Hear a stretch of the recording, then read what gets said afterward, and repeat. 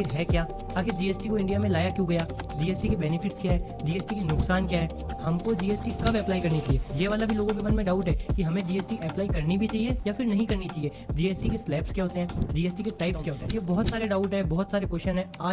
आज भी ये सारे क्वेश्चन लोगों के मन में है, लोगों के दिमाग में है, और वो जब भी इसके बारे में जानना चाहते हैं या फिर इसके बारे में सीखना चाहते हैं तो वो लोगों को इसके बारे में पूछते हैं, और लोग उन्हें इतने डिफिकल्ट, इतने मुश्किल आंसर देते हैं कि वो उनका आंसर सुन के डर जाते हैं कि ये उसने क्या बता दिया और मुझे क्या करना चाहिए। तो आज की सीरीज में आपके जितने भी क्वेश्चन है, जो भी मैंने क्वेश्चन कवर किए, वो सारे आपको एग्जाम्पल के साथ में प्लस एक बेसिक तरीके से और सिंपल तरीके से मैं आपको क्लियर करूंगा, जिसमें जो जीएसटी वर्ड है, जो आप इतने सालों से टेंशन में हो कि जीएसटी आखिर है क्या और इसका मतलब क्या है, वो सारी चीजें आपकी सीरीज में कवर हो जाएगी, वो भी एकदम सिंपल, बेसिक विद एग्जाम्पल के साथ में। तो सीरीज के आप एंड तक बने रहिए, जहां हम सीखने वाले हैं इंडिया की जीएसटी के बारे में। साथ में हम लोग ये भी कवर करेंगे कि जीएसटी इन और जीएसटी एन में डिफरेंस क्या है। जीएसटी लाना पड़ा मतलब हमारी जो भी गवर्नमेंट है, सेंट्रल गवर्नमेंट है, मोदी सरकार है, उन्होंने 1 जुलाई 2017 को जीएसटी को लागू क्यों किया। जब तक आपको क्यों का आंसर नहीं पता होगा ना, तब तक आप कंफ्यूजन में रहोगे कि आखिर जीएसटी आया क्यों। तो अब मैं आपको रीजन बताता हूँ, इसके कुछ 2-4 रीजन है, वो मैं आपको क्लियर करता हूँ। पहला रीजन ये है कि जीएसटी के जैसा आपको पता है फुल फॉर्म है गुड्स एंड सर्विस टैक्स।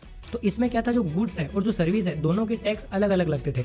इसको समझाने से पहले हम एक चीज कवर करते हैं कि डायरेक्ट टैक्स और इनडायरेक्ट टैक्स क्या होता है। डायरेक्ट टैक्स वो होते हैं जो आपसे सरकार डायरेक्ट लेती है, मतलब गवर्नमेंट आपके ऊपर टैक्स लगा के आपसे ही ले रही है, उसको बोलते हैं direct tax. For example income tax हो गया, कॉर्पोरेशन टैक्स हो गया, प्रॉपर्टी टैक्स हो गया, गिफ्ट टैक्स हो गया। इसमें क्या है कि आपने कोई भी इनकम की, उसके ऊपर गवर्नमेंट ने जितना टैक्स डिसाइड किया वो आपसे डायरेक्ट ले लिया। आपने कोई प्रॉपर्टी खरीदी, उस पर जो टैक्स है वो गवर्नमेंट ने आपसे डायरेक्ट ले लिया। आपका कोई कॉर्पोरेशन है, अगर सिंगल बंदे से ले रहा है तो वो इनकम टैक्स हो गया। आपका कोई कॉर्पोरेशन है या कोई बिजनेस है, वहां से टैक्स ले रहा है, कोई कॉर्पोरेशन से ले रहा है, तो वो कौन सा हो गया, कॉर्पोरेशन टैक्स। तो ये आते हैं हमारे डायरेक्ट टैक्स में। तो इनके ऊपर कोई भी चेंजेस नहीं है, जो पहले थे वो आज भी सेम टू सेम है। अब बात करते हैं कि जीएसटी किस पे आया है, इनडायरेक्ट टैक्स पे। अब इनडायरेक्ट टैक्स बहुत सारे टैक्स थे, लगभग 17 टैक्स थे, जिनको मिला के एक कर दिया गया है। जैसा हम बोल रहे हैं कि वन नेशन वन टैक्स, उसी को जीएसटी बोलते हैं। तो इनडायरेक्ट टैक्स को ही जीएसटी बोला गया है। इसमें जैसे हमारा एक्साइज टैक्स हो गया, कस्टम टैक्स हो गया, सेल टैक्स हो गया, ये सारे टैक्स को इनडायरेक्ट टैक्स बोलते हैं। स्क्रीन में आपको दिख जाएंगे, टोटल 17 है, उनको ही यहाँ पे कंसिडर करके जीएसटी बनाया गया है। तो ये जो इनडायरेक्ट टैक्स है ना, ये हर स्टेट अलग अलग लेता था अपनी गुड्स पे, अपनी सर्विस पे, और टैक्स के ऊपर टैक्स लगता था। फॉर एग्जाम्पल एक कंपनी है, उसने एक बंदे को 100 रुपए में कोई सामान बेचा, तो उस पर उसने 10% टैक्स दिया गवर्नमेंट को और उस बंदे को सामान बेच दिया।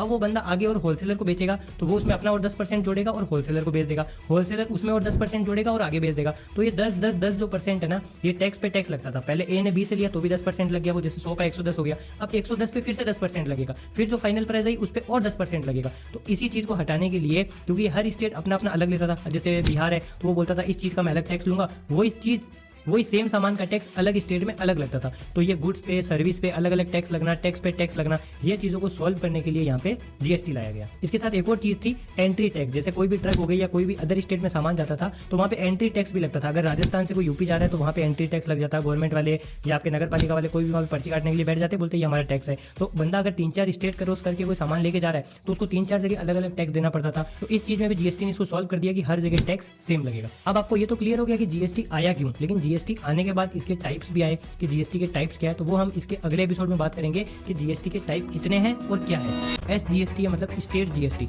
तीसरा है यूटी जीएसटी मतलब यूनियन टेरिटरी जीएसटी, और चौथा है आईजीएसटी इंटीग्रेटेड जीएसटी। अब जो ये 4 जीएसटी है तो आप ये सोचोगे कि यार मुझे चारों जीएसटी गवर्नमेंट को देनी पड़ेगी, अगर मैं कोई सामान खरीदूंगा तो क्या मुझे चारों जीएसटी देनी पड़ेगी? ऐसा बिल्कुल नहीं है मेरे दोस्त। यहाँ पे क्या है कि आपको चारों जीएसटी नहीं देनी है अगर सेम स्टेट में कोई बिजनेस हो रहा है। फॉर एग्जाम्पल मैं बिजनेसमैन हूँ और आप मेरे से, फॉर एग्जाम्पल ये माइक है, इसको मैं प्रोड्यूस कर रहा हूँ और आप ये मेरे से माइक ले रहे हो। मैं भी मान लीजिए यूपी का हूँ, आप भी फॉर एग्जाम्पल यूपी को, आप ये मेरे से माइक लेके जाओगे ना, तो जितनी इसकी प्राइस है और ये जिस कैटेगरी में आता है, जिस स्लैब में आता है, अभी स्लैब के बारे में भी अगले एपिसोड में बात करेंगे कि स्लैब क्या होता है, कितने परसेंटेज होता है, वो मैं आगे आपको समझाऊंगा। यहाँ पे मान लीजिए इस पे 18% जीएसटी लग रही है फॉर एग्जाम्पल के लिए।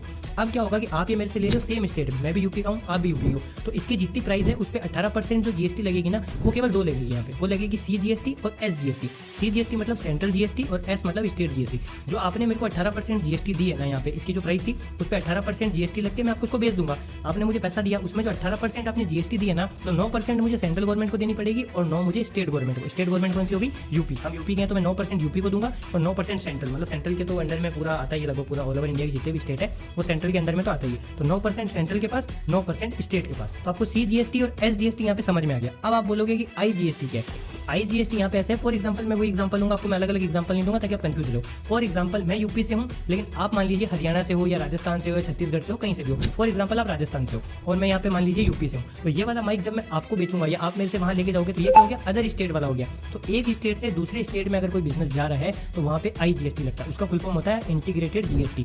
अब यहाँ पे क्या होगा, फॉर एग्जाम्पल इस पे 18% GST है, तो आप सोचोगे यार अब ये जो 18% GST है ये किसके पास जाएगी, तो इसमें क्या होगा कि यहाँ से ये सामान कहाँ पे गया, राजस्थान गया। तो यूपी से अगर राजस्थान जा रहा है तो इसको आप बोल सकते हो डेस्टिनेशन GST भी इसको बोलते हैं, IGST को। तो इसमें क्या होगा, 9% तो सेंट्रल गवर्नमेंट ले लेगा और जो 9% है ना वो किसको देगा, राजस्थान को देगा, ना कि यूपी को देगा। क्यों, क्योंकि यूपी में तो ये बंदा बिजनेस कर रहा है, ऑलरेडी कमा ही रहा है, तो ये आपके पास सामान जा रहा है ना, तो जिस स्टेट में सामान पहुंच रहा है वो वहां को टैक्स मिल जाएगा उस स्टेट को। तो यहाँ पे दो फायदे हो गए, सेंट्रल को तो देखो फायदा है, कहीं भी सामान बेचो आप, स्टेट से स्टेट में बेचोगे तो भी फायदा है, स्टेट से अदर स्टेट में बेचोगे तो भी फायदा है। लेकिन यहाँ क्या फायदा हो गया कि यहाँ पे दोनों स्टेट को फायदे हो गए।